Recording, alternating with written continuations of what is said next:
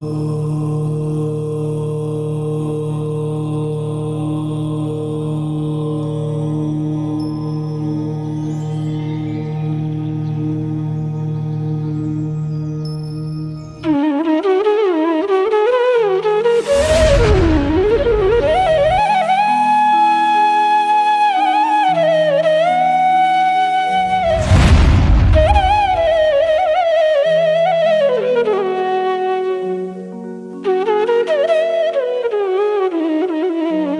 अरिहंताणं नमो सिद्धाणं नमो आयरीयाणं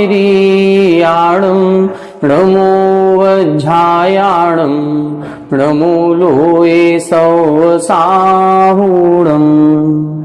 सिद्धं शुद्धं परमीय जिणिन्दवर्णेमि चन्दमकलङ्कं गुणरयणभूषणुदयं जीवस्य परुवणं वोच्छम्। 1008 श्री मूलनायक आदिनाथ भगवान की जय। 1008 श्री गोमटेश्वर बाहुबली भगवान की जय। द्वासांग जिनवाणी माता की जय। आचार्य श्रेष्ठ आचार्य गुरुवर श्री 108 नेमिचंद्र सिद्धांत चक्रवर्ती महाराज की जय। आचार्य श्रेष्ठ आचार्य गुरुवर श्री 108 विद्यासागर जी महामुनि राज की जय। तीर्थ चक्रवर्ती जगत पूज्य निर्यापक श्रमण मुनि पुंगव श्री 108 सुधा सागर जी महाराज की जय। समस्त मुनि संघ की जय। हम सभी का ये परम सौभाग्य है कि हम सभी को पूज्यवर आचार्य नेमिचंद्र सिद्धांत चक्रवर्ती जैसे आचार्य महाराज के द्वारा रचित श्री गोमटसार जीवकांडी जैसे महान ग्रंथ का स्वाध्याय करने का अवसर मिल रहा है। और ये अवसर हम सभी को पूज्य गुरुवर तीर्थ चक्रवर्ती जगत पूज्य निर्यापक श्रमण मुनि पुंगव श्री 108 सुधा सागर जी महाराज श्री की कृपा और उनके आशीर्वाद से प्राप्त हो रहा है। हम सभी उनके अनंत उपकारी हैं जो हमें ऐसे महान ग्रंथ का स्वाध्याय करने का अवसर प्रदान किया। हम सभी द्वादश वर्षीय पाठ्यक्रम के अंतर्गत सप्तम वर्ष में इस गोमटसार जीवकांडी ग्रंथ का स्वाध्याय कर रहे हैं और इस ग्रंथ की स्वाध्याय श्रृंखला में अभी तक लगभग 31 गाथाओं का हमने स्वाध्याय कर लिया है। इसमें अभी जो अपना प्रकरण चल रहा है वो 20 प्ररूपणाओं में सबसे पहली प्ररूपणा है गुणस्थान प्ररूपणा।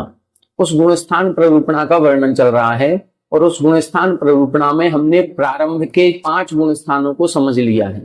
इन 5 गुणस्थानों में हम सभी ने 3 प्रकार के जीवों को विशेष रूप से जाना। एक वो जीव है जिनको जिनागम पर, जिनेन्द्र भगवान पर और सच्चे गुरुओं पर रंच मात्र भी श्रद्धा नहीं है, जिनके मिथ्यात्व प्रकृति का उदय चल रहा है। ऐसे जीवों को हम मिथ्या दृष्टि जीव कहते हैं। कुछ जीव ऐसे होते हैं जिनको जिनेन्द्र भगवान के वचनों पर पूर्ण श्रद्धा है लेकिन अभी संयम का भाव उत्पन्न नहीं हो रहा है, किसी भी विषय भोगों का त्याग करने की भावना उत्पन्न नहीं हो रही है और उनके रंच मात्र भी संयम भाव नहीं है। ऐसे जीवों को हम सम्यक दृष्टि जीव कहते हैं। कौन से सम्यक दृष्टि? अविरत सम्यक दृष्टि। तीसरे प्रकार के जीव अपन ने देखे थे जिनको जिनेन्द्र भगवान के वचनों पर पूर्ण श्रद्धा भी है और उन्होंने अपना एक कदम संयम के मार्ग पर बढ़ा भी दिया है और 5 पापों का सूक्ष्म रूप से त्याग तो नहीं कर पाए लेकिन स्थूल रूप से त्याग करने की एक भावना बनाई है और 5 पापों का स्थूल रूप से त्याग करके अनुभूति या संयमी हो चुके हैं। ऐसे जीवों को हम पंचम गुणस्थान वर्ती जीव कहते हैं।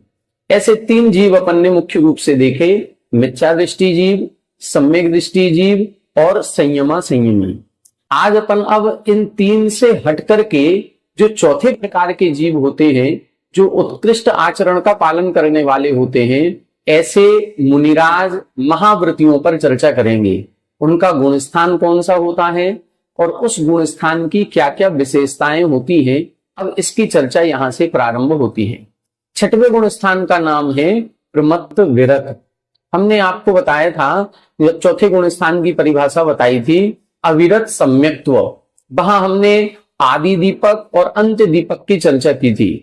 वहां हमने आपको बताया था उसमें 2 शब्द थे, अविरत और सम्यक्त्व।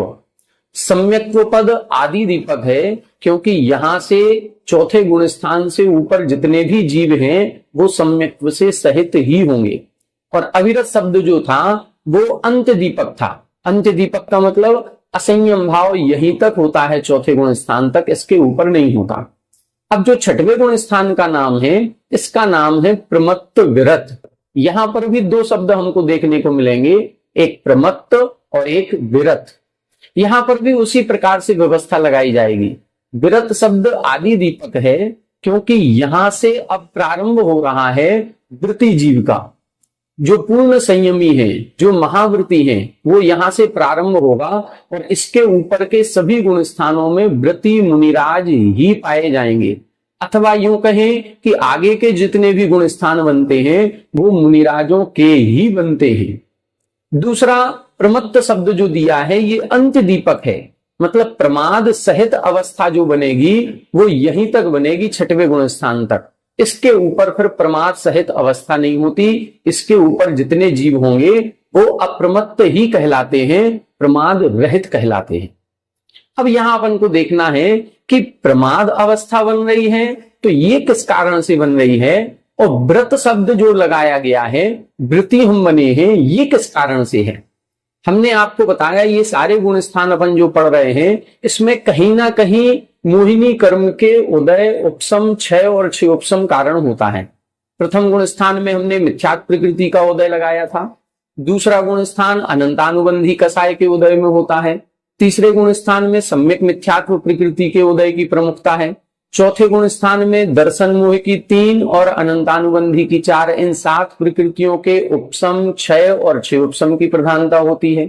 पंचम गुण स्थान जो होता है यहां पर अप्रत्याख्यानावरण कसाय के अनुदय की प्रमुखता है, तब जाकर के ये पंचम गुण स्थान होता है। अब छठवां गुण स्थान कैसे बनेगा, तो जो हमने अनंतानुबंधी का अनुदय किया, अप्रत्याख्यान का अनुदय किया, अब हमें प्रत्याख्यानावरण कसाय का और अनुदय करना है। जैसे ही प्रत्याख्यानावरण कसाय का अनुदय हो जाएगा वैसे ही हमारा गुण स्थान छठवा हो जाता है। अब कसाय भाव जो होते हैं वो 4 प्रकार के होते हैं, अनंतानुबंधी, अप्रत्याख्यान, प्रत्याख्यान और संज्वलन। तो अनंतानुबंधी दूर हो गई, अप्रत्याख्यान भी दूर हो गई, प्रत्याख्यान का भी अनुदय हो गया। लेकिन संज्वलन कसाय एक ऐसी कसाय होती है, हमने इसके जब परिभाषा बताई थी तब बताया था समज्वलन। ये एक ऐसी कसाय है जो संयम के साथ भी प्रज्वलित रहती है। हमने आपको पूर्व कक्षाओं में बताया था कि पंचम गुण स्थान में या तो अप्रत्याख्यानावरण कसाय होगी या पंचम गुण स्थान होगा। 2 चीजें होंगी, या तो हमारा पंचम गुण स्थान हो जाएगा या हमारे अप्रत्याख्यानावरण कसाय का उदय होगा, 2 में से एक होगा। छठवा गुण स्थान होगा या प्रत्याख्यानावरण कसाय का उदय होगा।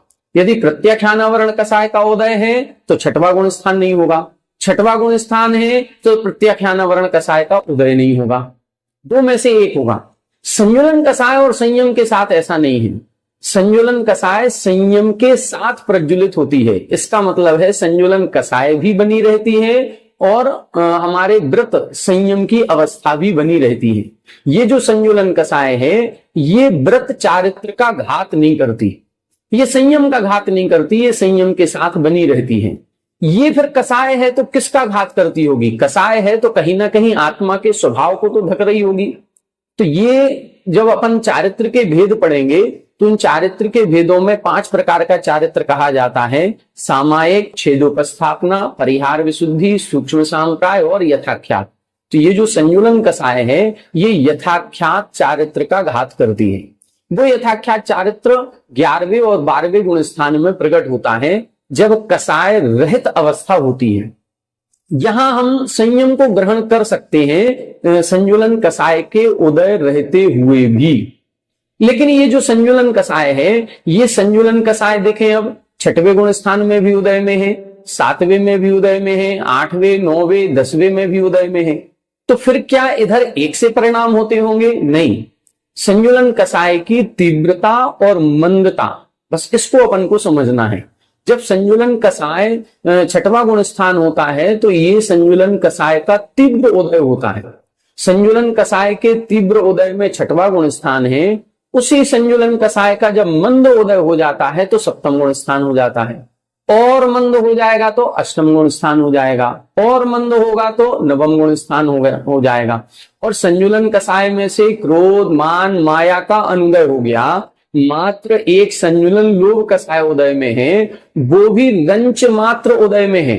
उसका भी अपन जब पढ़ेंगे तो सूक्ष्म कृष्टि को प्राप्त किया हुआ संजुलन लोभ मात्र उदय में है। ऐसा जब गुण स्थान बनता है तो वो 10वां गुण स्थान होता है।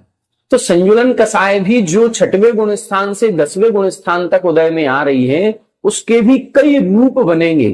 6वें गुण स्थान में तीव्रता का रूप मिलेगा हमको, 7वें गुण स्थान में थोड़ा और मंद और मंद और मंद, इस प्रकार से मंद, मंदतर और मंदतम, इस प्रकार से अपन को रूप लगाना पड़ेगा। यहां जो 6वां गुण स्थान है, जहां हम एक शब्द लगा रहे हैं प्रमत्त व्रत।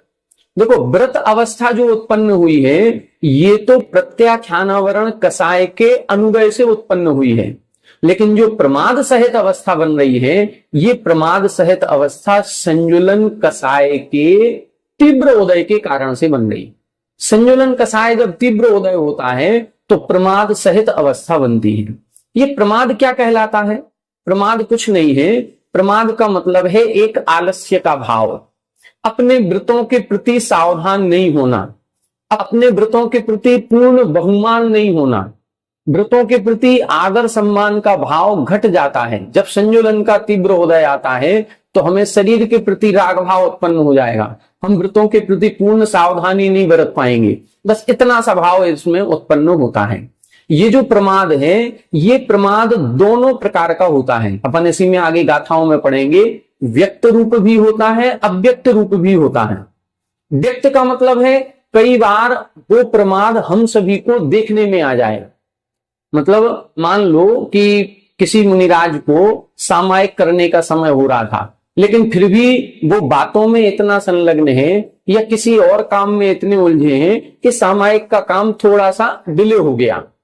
जो उनको 12 बजे बैठना चाहिए था वो 12:15 बजे बैठ रहे हैं, 12:30 बजे बैठ रहे हैं।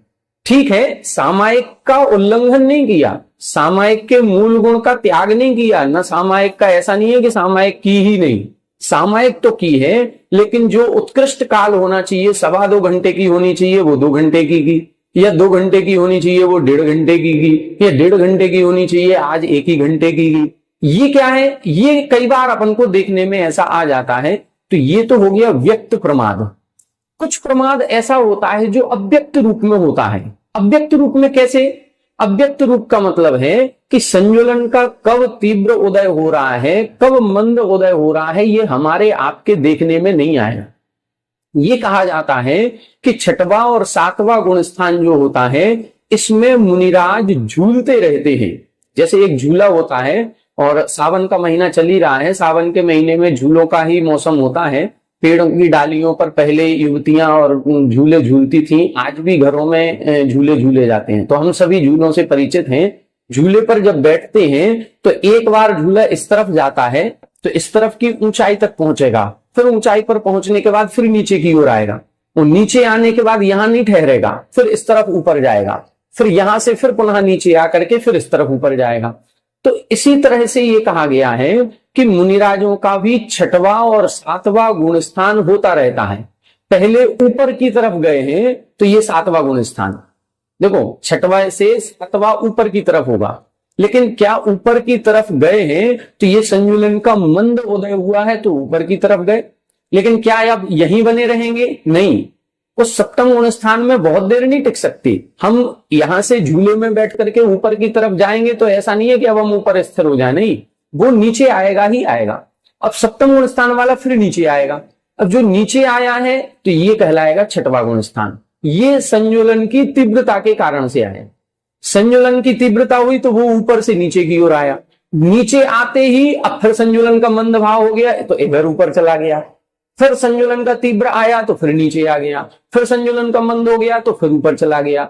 ये कहा जाता है जब इसके टाइमिंग की कैलकुलेशन निकाली गई तो 6वां गुण स्थान, 7वां गुण स्थान, 8वां, 9वां, 10वां, 11वां और 12वां, ये जो गुण स्थान है 6 से 12 गुण स्थान तक, इनका काल जब निकाला गया तो इन सभी गुण स्थानों का काल अंतर मुहूर्त होता है। अपन ने अभी पहले गुण स्थान की चर्चा की थी, काल की। हमने बताया था पहले गुण स्थान का काल 3 प्रकार से, अनादि अनंत, अनादि शांत, सादि शांत, इस प्रकार से लगाया था। दूसरे गुण स्थान का काल उत्कृष्ट 6 आवली, जघन्य से अंतर मुहूर्त। तीसरे गुण स्थान का काल जघन्य और उत्कृष्ट दोनों भी अंतर मुहूर्त होता है। चौथे गुण स्थान का काल अभी हमने आपको नहीं बताया, जब ये गुण स्थान की चर्चा हो जाएगी तब आपको और क्लियर करेंगे चौथे गुण स्थान का काल किस अपेक्षा से लगाया जाता है। सम्यक दर्शन की अपेक्षा हमने आपको बताया था, औपसमिक सम्यक दर्शन का काल अंतर मुहूर्त है, छायापसमिक सम्यक दर्शन का काल 66 सागर है, और छायक सम्यक दर्शन का काल संसार की अपेक्षा देखेंगे तो 8 वर्ष अंतर मुहूर्त कम, 2 पूर्व कोटि 33 सागर होता है। और यदि हम मुक्त जीव की अपेक्षा देखेंगे तो फिर सादी अनंत होता है। पंचम गुण स्थान का काल अपन ने नहीं समझा है, पंचम गुण स्थान पर चर्चा हो गई थी, अभी बताए दे रहे हैं। पंचम गुण स्थान का काल मनुष्य और त्रियंचों में ही बनेगा। मनुष्य की अपेक्षा अपन लगाएंगे तो 8 वर्ष अंतर मुहूर्त कम, 1 पूर्व कोटि, ये उत्कृष्ट काल होता है। जघन्य अंतर मुहूर्त हो सकता है। किसी जीव ने पंचम गुण स्थान प्राप्त किया और पंचम से तुरंत 6वां 7वां कर लिया, तो पंचम गुण स्थान में कितनी देर रुका? अंतर मुहूर्त। या कोई मुनिराज थे, वो 6वें 7वें गुण स्थान से गिरे, 5वें में आए और फिर पुनः 7वें में पहुंच गए, तो ये अंतर मुहूर्त पंचम गुण स्थान का काल। या कहीं कोई श्रावक है, वो पंचम गुण स्थान में निरंतर बना हुआ है, तो 8 वर्ष अंतर मुहूर्त में पंचम गुण स्थान प्राप्त किया, पूरे 1 पूर्व कोटि तक वो पंचम गुण स्थान में रह सकता है। त्रियंच की अपेक्षा जब अपन लगाते हैं तो त्रियंचों में 2 प्रकार के त्रियंच मिलेंगे, गर्भज और सम्मूर्छन। गर्भज की अपेक्षा लगाएंगे तो गर्भ काल उनका होता है, किसी का 2 महीने, किसी का 4 महीने, किसी का 6 महीने, तो उतना गर्भ काल निकालने के बाद उनकी भी मैक्सिमम आयु 1 पूर्व कोटि की हो सकती है। तो 2 महीने, 4 महीने, 6 महीने कम, 1 पूर्व कोटि तक का काल गर्भस्थ त्रियंचों की अपेक्षा बन जाता है। सम्मूर्छन त्रियंचों में अंतर मुहूर्त के बाद ही पर्याप्तियां पूर्ण हुई, और पर्याप्तियां पूर्ण होने के बाद ही वो पंचम गुण स्थान वाले हो सकते हैं। तो 1 पूर्व कोटि तक की आयु तक वो पंचम गुण स्थान से सहित हो सकते हैं। ऐसा कहां पाया जाता है? ऐसा स्वयंभू रमण समुद्र, जो अंतिम समुद्र है, वहां अनेकों महामत्स्य हैं, और वो जो महामत्स्य हैं वो सम्मूर्छन जन्म वाले होते हैं, और वहां अनेकों महामत्स्य पंचम गुण स्थानवर्ती हैं। तो वहां कौन से? अंतर मुहूर्त कम, 1 पूर्व कोटि तक का काल, ये पंचम गुण स्थान का हो गया। 6वें गुण स्थान से लेकर के 12वें गुण स्थान तक का जो समय होता है, सभी गुण स्थानों का काल अंतर मुहूर्त ही कहा है। अंतर मुहूर्त से ज्यादा किसी भी गुण स्थान का काल नहीं है, चाहे जघन्य काल हो, चाहे उत्कृष्ट काल हो, सबका अंतर मुहूर्त। और जब इसके अंतर मुहूर्त की कैलकुलेशन निकाली गई तो जितना काल 6वें गुण स्थान का है, उससे आधा काल 7वें का, उससे आधा काल 8वें का, उससे भी कम काल 9वें का, उससे भी हीन 10वें का, उससे भी हीन 11वें का, उससे भी हीन 12वें का, इस तरह से हीन हीन हीन हीन होता गया। अब अपन 6वें और 7वें गुण स्थान की जो कैलकुलेशन निकाली गई तो ये कहा जाता है कि 6वें गुण स्थान का काल मैक्सिमम 3 सेकंड का होता है। कितना? 3 सेकंड। और सप्तम गुण स्थान का काल, यदि ये 6वें का 3 है तो उसका आधा, मतलब सप्तम गुण स्थान का काल 1.5 सेकंड। अब सोचो जरा कि हर 3 सेकंड 1.5 सेकंड के बाद वो गुण स्थान बदलना है। इसीलिए कहते हैं कि मुनिराज 6वें 7वें गुण स्थान में झूलते रहते हैं। अब ऊपर गए तो ऊपर ये संजुलन का मंद उदय हुआ, सप्तम गुण स्थान में गए, लेकिन 1-1.5 सेकंड से ज्यादा नहीं रुकेंगे, फिर नीचे आएंगे। नीचे आए तो ये संजुलन का तीव्र उदय आ गया, इसीलिए नीचे आ गए। तो नीचे आने के बाद भी इधर ज्यादा नहीं रुकेंगे, फिर ऊपर जाएंगे तो फिर सप्तम हो जाएगा।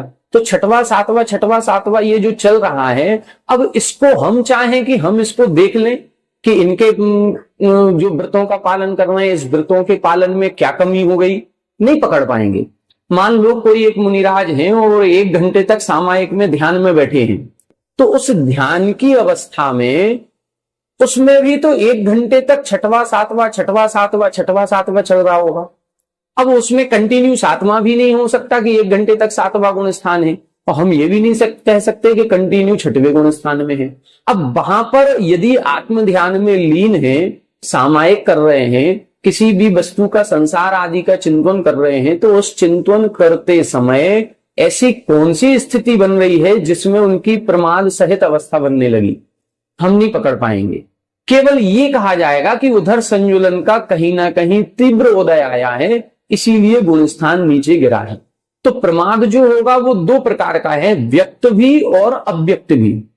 व्यक्त का मतलब जिसको हम देख सकें, और अव्यक्त का मतलब जिसको हम देख नहीं सकते, अंदर में ही कुछ ना कुछ क्रिया चल रही है और उस क्रिया के कारण से वहां पर वो चीज कही गई है कि यहां प्रमाद कहा गया है।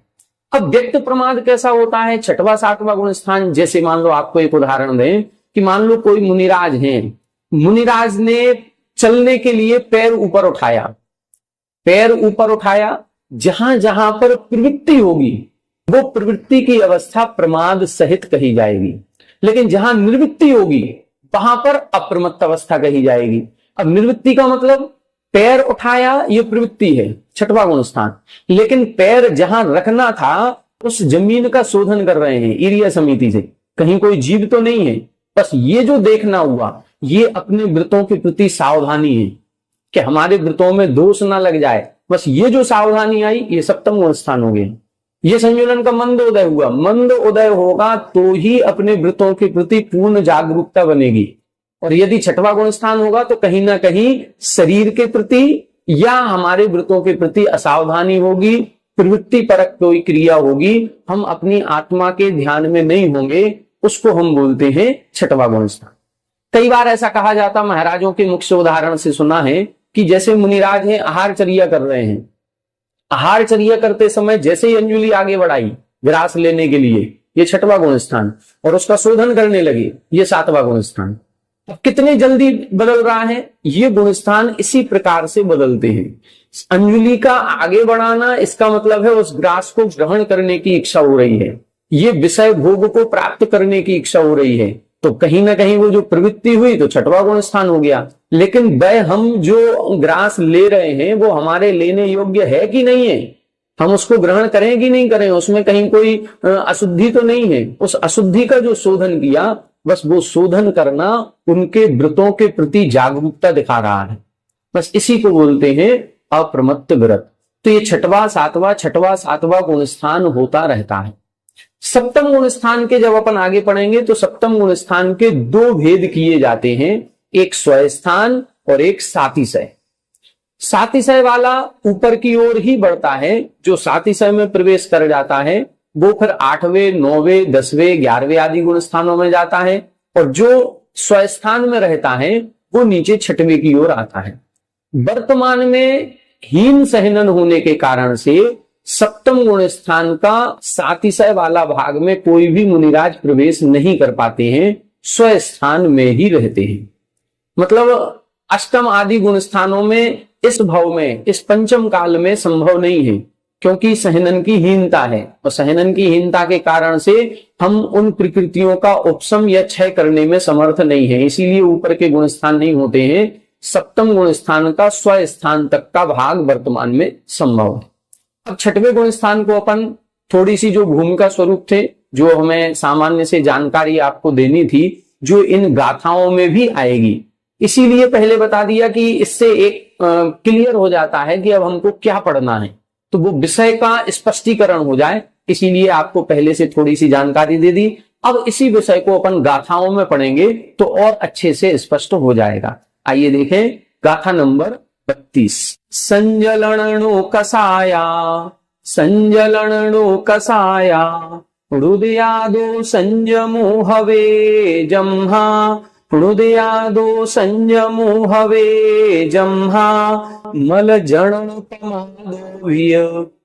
जनन पमादो विय तम्हाहुपमत्त वेरोदोषो तम्हाहुपमत्त वेरोदोषो संजलनो कसाया हृदयादो संजमो हवे जम्हा मल जनन पमादो विय तम्हाहुपमत्त वेरोदोषो।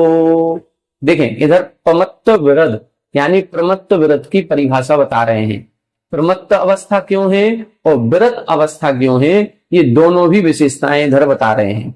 संज्वलन अणु कषायाणाम उदयातः, संज्वलन कषाय, संज्वलन क्रोध मान माया लोभ, और नव नु कसाय होती हैं, जिनको हम किंचित कसाय या अकसाय भी कहते हैं। ये नो होती हैं, हास्य, रति, अरति, शोक, भय, जुगुप्सा, स्त्रीवेद, पुरुषवेद, नपुंसकवेद। तो इन 13 कसायों के उदयातः यानी उदय होने से संयमो हवे जमहा, जहां संयम प्रकट हो जाता है।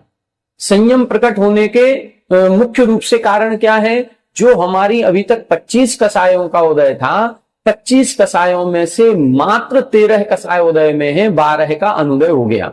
मतलब 12 जो अनंतानुबंधी, अप्रत्याख्यान, प्रत्याख्यान, ये 12 कसाएं सर्वघाती प्रकृतियां थी। और सर्वघाती उसे कहते हैं जो हमारे चारित्र गुण का घात कर रही थी, रंच मात्र भी चारित्र प्रकट नहीं होने दे रही थी, इसीलिए उनको सर्वघाती कहते हैं। तो उन 12 सर्वघाती प्रकृतियों का उदयाभावी क्षय किया, उन्हीं का सदवस्था रूप उपशम किया, और संजुलन और नवनो कसाय, ये 13 प्रकृतियां देशघाती प्रकृतियां हैं। तो इन देशघाती प्रकृतियों के उदय में जो चारित्र, जो संयम प्रकट हुआ, उसको हम छायोपशमिक चारित्र या छायोपशमिक संयम कहते हैं। तो यहां ये जो चारित्र प्रकट हो गया है, ये छायोपशमिक चारित्र कहलाता है। तो यहाँ संजुलन और नो कसाय का उदय है, इसीलिए संयम भाव यहां पर प्रकट हो गया। लेकिन मल जनन पमादोवीय, मल जनन पमादोवीय, मल को उत्पन्न करने वाला, ये जो देखो हमने आपको बताया था सम्यक दर्शन 3 प्रकार का, औपसमिक सम्यक्त्व, छायोपसमिक सम्यक्त्व, छायिक सम्यक। इन तीनों भी सम्यक दर्शनों में औपसमिक सम्यक दर्शन और छायिक सम्यक दर्शन निर्मल होता है, निर्दोष होता है। लेकिन छायोपसमिक सम्यक दर्शन ये सदोष सम्यक्त्व है, यहां पर चल मल अगाढ़ दोष लगते रहते हैं। इसी प्रकार से चारित्र में भी लगाना है। जब चारित्र के हम 3 भेद करेंगे, औपसमिक चारित्र, छायिक चारित्र, छायोपसमिक चारित्र, तो औपसमिक चारित्र और छायिक चारित्र ये 2 निर्मल चारित्र हैं। लेकिन जो छायोपसमिक चारित्र है ये निर्दोष चारित्र नहीं है, इसमें इसको हम सदोष चारित्र कहते हैं। ये सदोष क्यों हो रहा है? क्योंकि मल जनन पमादो, मल को उत्पन्न करने वाला प्रमाद यहां पर पाया जाता है। तो ये जो छायोपसमिक चारित्र 6वें गुण स्थान में है, ये 6वें गुण स्थान में इसको हम सदोष चारित्र कहेंगे।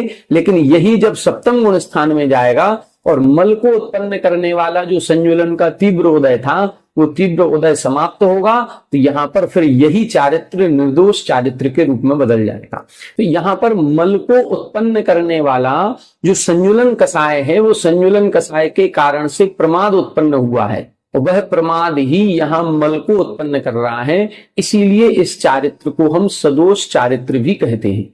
तो जहां तक ये मल उत्पन्न होगा, जहां तक प्रमाद सहित अवस्था है, वहां तक सदोष चारित्र है। उसके बाद 7वें गुण स्थान से ये निर्दोष चारित्र कहलाता है। ऐसा नहीं है कि छायोपसमिक चारित्र हमेशा सर्वथा सदोष ही है, नहीं, 7वें गुण स्थान में होगा तो उसको हम निर्दोष चारित्र कहते हैं। तो यहां बता रहे हैं संजुलन और नो कसाय, इन कसायों के उदय में, अनंतानुबंधी, अप्रत्याख्यान और प्रत्याख्यान के अनुदय में जो चारित्र प्रकट हुआ वो तो संयम हो गया, उसको हम व्रत कहेंगे। लेकिन जहां पर मल जनन पमादोवीय, लेकिन मल को उत्पन्न करने वाला प्रमाद यहां पर पाया जाता है, तमहा, इसीलिए इसको पमत्त विरदो, प्रमत्त विरत कहते हैं। तो ये 6वें गुण स्थान की परिभाषा बताई। 6वें गुण स्थान में हमने आपको बता दिया कि अनंतानुबंधी, अप्रत्याख्यान और प्रत्याख्यान, इन 12 कसायों का अनुदय है, इसीलिए संयम भाव प्रकट हो गया, और संजुलन का तीव्र उदय है, इसीलिए इधर प्रमाद सहित अवस्था है। दोनों को मिलाएंगे तो प्रमत्त विरत ये अवस्था प्रकट होती है, इसी को हम 6वां गुण स्थान कहते हैं। अब प्रमाद कितने प्रकार का है उसकी और विशेषता इधर बता रहे हैं। 33 नंबर की गाथा में देखें, वत्तावत्त पमादे, वत्तावत्त पमादे, जो वसई पमत्त संजदो होदी, जो वसई पमत्त संजदो होदी, सयल गुणशील कलियो, सयल गुणशील कलियो, महव्वई चित्तलायरणो, महव्वई चित्तलायरणो, वत्तावत्त पमादे, जो वसई पमत्त संजदो होदी, सयल गुणशील कलियो, महव्वई चित्तलायरणो। यहां बता रहे हैं वत्त अवत्त पमादे, देखो वही बात आ गई जो हमने पहले बताई थी, प्रमाद के दो भेद, व्यक्त और अव्यक्त। तो जो व्यक्त और अव्यक्त प्रमादे जो बसई, जो इसमें निवास करता है, कुल मिलाकर के जिसके ये दोनों प्रमाद पाए जाते हैं, ऐसा जीव प्रमत्त संयदो होदी, उसको हम प्रमत्त संयत कहते हैं। और उसकी क्या विशेषता है? सयल गुण शील कलियो महब्बई, जो सकल गुण और शीलों से सहित है। गुण और शील की चर्चा अपन ने श्रावकाचार में पढ़ी होगी, जहां पर 7 शील और 5 गुण कहे जाते हैं। 5 अणुव्रतों को गुण कहा जाता है और 3 गुणव्रत और 4 शिक्षाव्रतों को शील कहा जाता है। यहां पर जितने भी गुण और शील हैं, ये सब महाव्रतों में गर्भित हो चुके हैं। तो सभी प्रकार के गुण, सभी प्रकार के शील से जो सहित है, ऐसे महव्वई, ऐसे महाव्रतों से जो सहित है, ऐसे महाव्रतों का जो पालन कर रहा है, और पालन करते समय कैसा है? चित्तल आयरणु, जो चित्र विचित्र आचरण करने वाला होता है।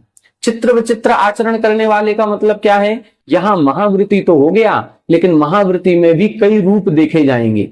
अब इसको अपन आगे देखेंगे तो यहां पर सामायिक संयम वाले भी हैं, छेदोपस्थापना संयम वाले भी हैं, परिहार विशुद्धि संयम वाले भी हैं। तो यहां और कई रूप अपन को देखने को मिलेंगे। 28 मूल गुण होते हैं, लेकिन मूल गुणों के बाद भी उत्तर गुण भी होते हैं।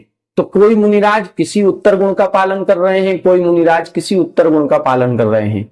जब अपन मुनियों के भेद पढ़ेंगे तो उसमें पुलाक, बकुश, कुशील, निर्ग्रंथ, स्नातक, तो पुलाक, बकुश और कुशील को जब हम इनके लक्षण को पढ़ेंगे तो पता चलेगा कि इन मुनिराजों का आचरण भी थोड़ा चित्र विचित्र होता है, एक सा आचरण नहीं होता। मूल गुणों की अपेक्षा तो सभी समान है, लेकिन उत्तर गुणों की अपेक्षा से कुछ कुछ भिन्नता हो सकती है, इसमें कोई आपत्ति बाधा नहीं है। तो इधर बता रहे हैं कि जो सकल सभी प्रकार के गुण और शील से सहित महाव्रतों का पालन कर रहे हैं, और जो व्यक्त अव्यक्त प्रमाद, इन दोनों प्रकार के प्रमाद जिनके पाए जाते हैं, ऐसा जीव विचित्र प्रकार के आचरण करने वाला प्रमत्त संयदो होदी, प्रमत्त संयत होता है। विचित्र आचरण का मतलब, विचित्र का मतलब है विभिन्न प्रकार का, विभिन्न प्रकार का आचरण। 5 समिति रूप भी कर रहे हैं, 3 गुप्ती रूप भी कर रहे हैं, 12 तपों का पालन भी कर रहे हैं, 22 परिसहों को भी जीत रहे हैं। ये विचित्र प्रकार का आचरण उनके पाया जाता है। इस प्रकार से यहाँ पर मुनियों के 6वें 7वें गुण स्थान की चर्चा इधर इन्होंने की है। तो इधर स्पष्ट कर दिया प्रमाद के 2 भेद, व्यक्त प्रमाद और अव्यक्त प्रमाद। अब इसके बाद प्रमाद के और अन्य भेद बताएंगे कि प्रमाद कितने प्रकार का होता है। प्रमाद के बारे में अपन पढ़ेंगे तो द्रव्य संग्रह जी में भी अपन पढ़ चुके हैं, जहां पर आश्रव के भेद बताए गए थे, भावाश्रव और द्रव्याश्रव। तो भावाश्रव के भेदों में प्रमाद के 15 भेद बताए थे। तत्वार सूत्र सर्वार सिद्धि भी अपन ने पढ़ा है, वहां पर भी इन्हीं आश्रव के कारणों में मिथ्या, अविरति, प्रमाद, कसाय, योगा, बंद, हेतुवा, वहां पर भी प्रमाद के भेद बताए गए थे। वहां सर्वार सिद्धिकार आचार्य पूज्यपाद स्वामी जी ने प्रमादो अनेक विधा, ऐसे प्रमाद के अनेक भेद लिखे थे। अब प्रमाद के कितने भेद होते हैं? तो यहां अगली गाथा में प्रमाद के 15 भेद बताए जा रहे हैं। वो 15 भेद कौन कौन से हैं, आइए अगली गाथा देखें, इसमें बताएंगे। विकहा तहा कसाया, विकहा तहा कसाया, इंद्रिय निदात हेव पण योय, इंद्रिय निदात हेव पण योय, चदु चदु पण मेगे गम, चदु चदु पण मेगे गम, होन्ति पमादाहु पन्न रस, होन्ति पमादाहु पन्न रस, विकहा तहा कसाया, इंद्रिय निदात हेव पण योय, चदु चदु पण मेगे गम, होन्ति पमादाहु पन्न रसा। यहां पन्न रस में 4 अंक लिखा हुआ है। इस 4 अंक को नीचे टिप्पण में देखेंगे तो दोनों शब्द मिलते हैं, पन्न रस भी है और पन्न रसा भी है, दोनों भी पाठ हैं। ये अपन को इसके टिप्पण से जानना चाहिए। अब देखें यहां बता रहे हैं विकहा तहा कसाया, विकहा यानी विकथाएं, तहा किसी प्रकार से कसाएं, इंद्रिय यानी इंद्रियां, निद्रा यानी निद्रा, तहेव पणयु और इसी प्रकार से प्रणय।